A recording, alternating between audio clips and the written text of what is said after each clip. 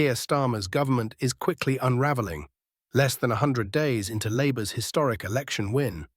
The resignation of Sue Gray, Starmer's chief of staff and one of his closest aides, is the latest in a series of scandals and internal failures that have left many questioning how much longer Starmer can hold on as Prime Minister.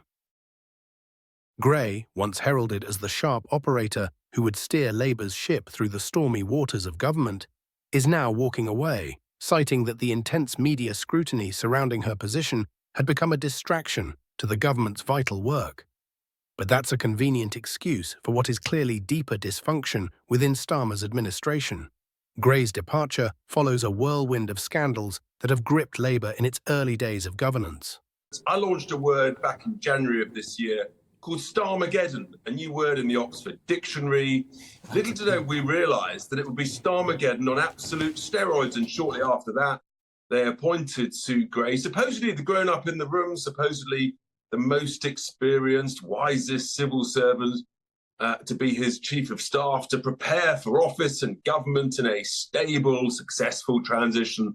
And what we've actually got is utter chaos that looks the chaotic Tory government look like a model of stability. I mean, just look at it. We've got cronyism from top to bottom across government, from suits to glasses, including actually the cronyism of her own son, newly elected to Parliament, being given a parliamentary post and position. Absolutely extraordinary. We've got the chaos around some of their key policies, rowing back on the non-dom issue, rowing back, we hear today, Darren, on the chaotic scenes around VAT, on school fees.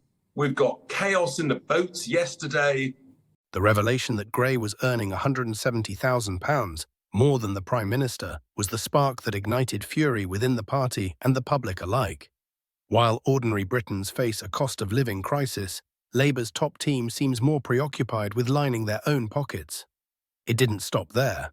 The public uproar over clothing donations from Labour, Peer Lord Wahid Ali, and his Downing Street pass, which Gray reportedly authorised, further damaged Starmer's credibility.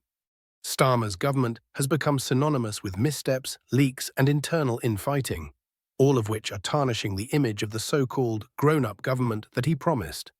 Starmer had hoped Gray would bring Whitehall experience to his team, but instead her presence became a magnet for criticism. Labour insiders have accused her of mishandling key communications and being responsible for the sluggish appointment of ministers, all while special advisers faced pay cuts and contract issues after the election victory. It's no wonder Gray decided to jump ship. The atmosphere within Number 10 has become toxic, with Labour's own right-wing figures reportedly grinding away at her because of her civil servant background. Yet Gray's resignation is merely a symptom of a much larger issue. Starmer's government, once full of promise, is crumbling under the weight of its own scandals. From the outset, Labour has been engulfed in controversy, whether it's Starmer's team accepting questionable donations or his disastrous communication strategy. It's clear that the government is losing control. Even cabinet ministers have privately expressed frustration over the chaos, with leaks becoming commonplace and Labour's message drowned out by the noise of its own mistakes. The reshuffle following Gray's departure, replacing her with Starmer's longtime ally Morgan McSweeney and bringing in new deputies, is nothing more than a desperate attempt to steady the ship. But it's hard to see how a mere reshuffle can undo the damage that has already been done. Starmer has tried to reset his government multiple times in the past few months, each time failing to regain control of the political agenda. The fact that he's had to restructure his team so early in his tenure suggests that the rot goes much deeper than just a few misplaced appointments. With this ongoing dysfunction, how much longer can Keir Starmer realistically survive? The scandals are piling up, and the clock is ticking. Labour's election victory now feels like a distant memory, replaced by the creeping sense that Starmer's government is not only incompetent, but completely adrift. The Conservative Party has already pounced on the chaos, labelling Starmer's government one of self-service rather than public service. And they aren't wrong. For a Prime Minister who vowed to restore order after years of Conservative mismanagement, Starmer's own house is now in disarray. His administration is lurching from one crisis to another, and the public's patience is wearing thin. Labour supporters, who were promised a new era of competent, progressive leadership, are beginning to wonder whether Starmer has what it takes to lead the country. If Starmer doesn't get a handle on the internal chaos and resolve the growing list of scandals, his days as Prime Minister may be numbered.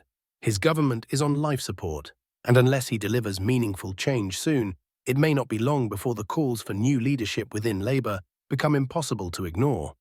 The question now is, how much longer can Keir Starmer cling to power before it all comes crashing down?